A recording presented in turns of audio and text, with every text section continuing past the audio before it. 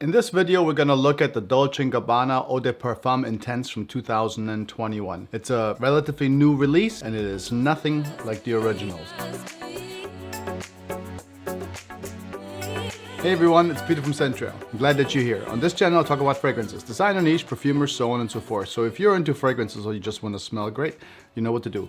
Love, like, share, all those wonderful things. I want to thank you in advance, and let's dive right into our fragrance for today. Dolce & Gabbana Eau de Parfum Intense 2021. Now, some of you guys are probably like, oh my God. Another flanker from the one line. Do we need another one? Well, not really. But I promise you, this one right here, Eau de Parfum Intense, does not smell like this one, or this one. This one, or this one, or this one, or this one, or this one.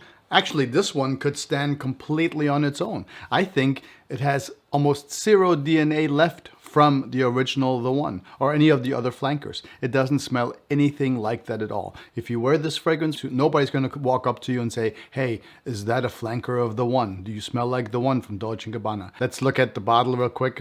Maybe some of you have seen it already. It comes in a little golden bottle like this right here, or golden box like that. And then, of course, I already took the bottle out.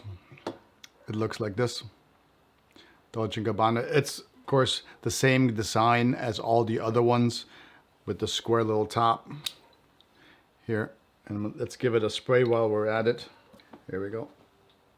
Give it a nice little good one while we're at it. You have it on your shelf and everybody's going to be like, oh, let me see it. It looks fabulous. That's a great fragrance. Can I spray it? Then it looks like this afterwards. Okay, see that? Yeah. So, oh, there you go. Look at that.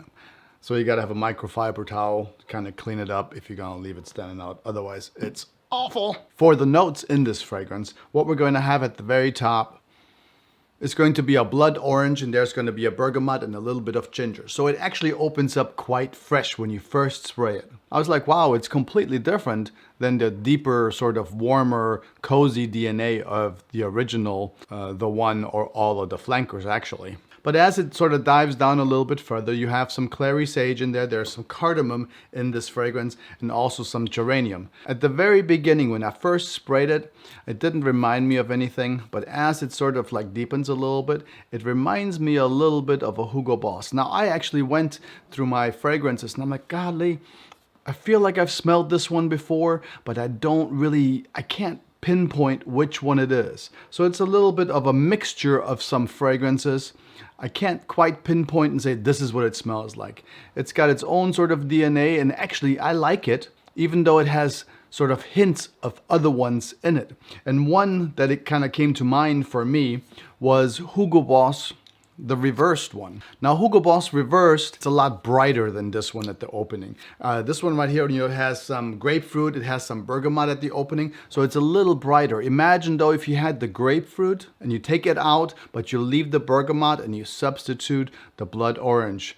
And the grapefruit has a little bit of a tang to it.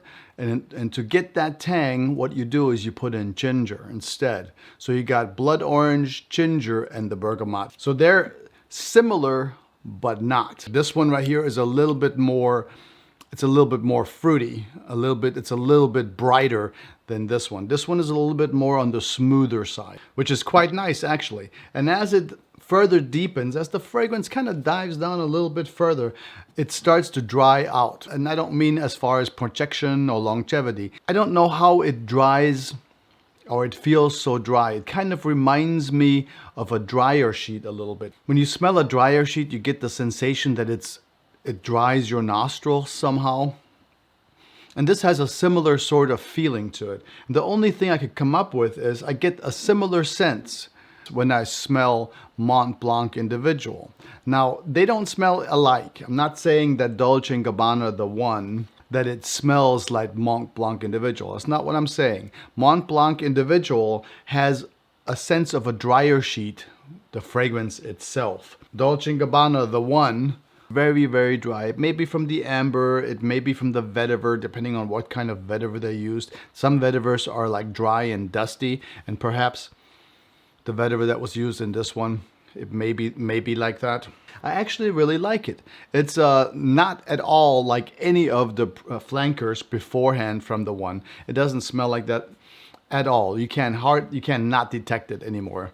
It's a complete new fragrance. The blood orange at the top is really beautifully mixed with the ginger and the bergamot. I really like it. It's a little bit linear. It doesn't really change. However, it's not a scent that you get tired of after a while. It actually works quite well. For me, I think I'll be happy to wear this one in the springtime, in the summertime. And as far as the longevity is concerned, I did get about 5 hours out of it and it sits in pretty close. It never really projected a lot. I mean, I did spray it on, and when I first walked downstairs, everybody said you smelled nice, but then later on it didn't. Nobody really said anything else. You had to get in quite close. It disappears quite quickly and sits in much closer. I sprayed on here about 5.5 hours ago, and it's really just a skin scent at this point. So you're not going to have great longevity with it. So in my opinion right now, I think I would probably wait until this one is found at, on the gray market online to kind of save yourself a little bit of money. I think right now this one is running at like $100 if you buy it at like, the main